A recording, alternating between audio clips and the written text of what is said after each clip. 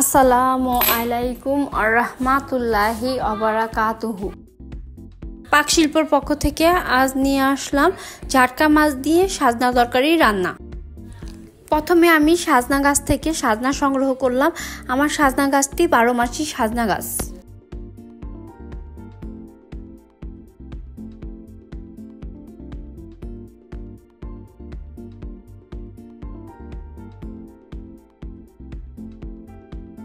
আমার সাজনা তরকারি সংগ্রহ করা শেষ। এবার আমি ভালোভাবে কেটে কুটে পরিষ্কার করে নিব। প্রথমে ঝাটকা মাছগুলোকে ভালোভাবে কেটে পরিষ্কার করে নিয়েছি। একটা আলু সাজনার মতো চিকন চিকন করে কেটে নিয়েছি এবং সাজনাটাকে ভালোভাবে কেটে নিয়েছি।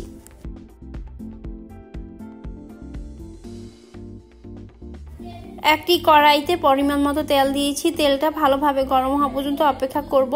তেলটা ভালোভাবে গরম হলে ঝাটকা মাছটাকে হালকা লবণ এবং হলুদ দিয়ে মেখে ভালোভাবে ভেজে নিব।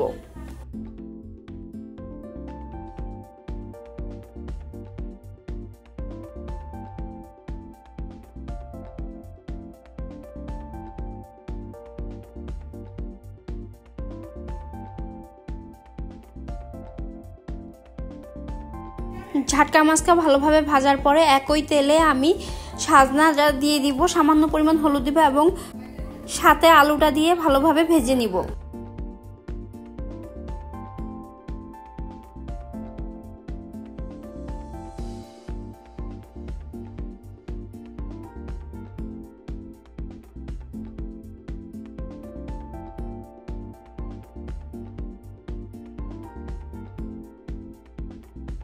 আলু এবং সাজনাটা ভালোভাবে ভাজার পর তুলে নিব। একই তেলে পরিমাণ মতো আবার তেল দিয়ে সামান্য একটু মেথি দিয়ে দিব এবং পেঁয়াজ কুচি দিয়ে হালকা ভেজে নিব।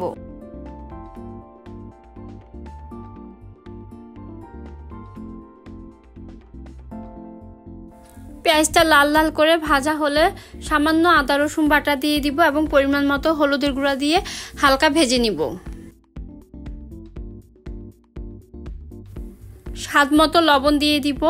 সামান্য একটু পানি দিয়ে পরিমাণ মতো মরিচের গুঁড়া দিয়ে মশলাটাকে ভালোভাবে কষিয়ে নিব।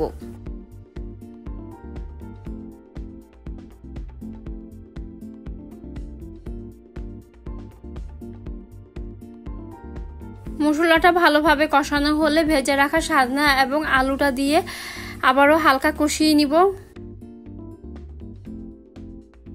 সামান্য একটু পানি দিব। ঢাকনা দিয়ে ভালোভাবে নেড়ে নেড়ে সাজনা এবং আলুটাকে কষিয়ে নিব।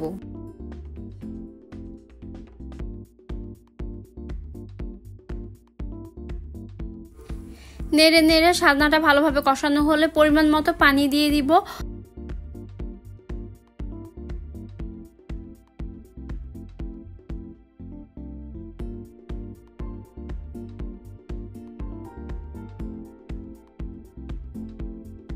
পানিটা ভালোভাবে বলক উঠলে আমি ভেজে রাখা ঝাটকা মাছটা দিয়ে দিব। মাছটা দিয়ে হালকা নেড়ে দিব, ঢাকনা দিয়ে দিব, কিছুক্ষণ অপেক্ষা করব।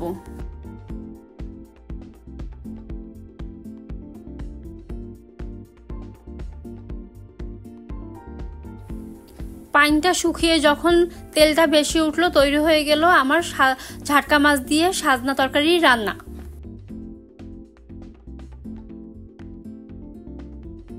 ভিডিওটি সম্পূর্ণ দেখার জন্য ধন্যবাদ।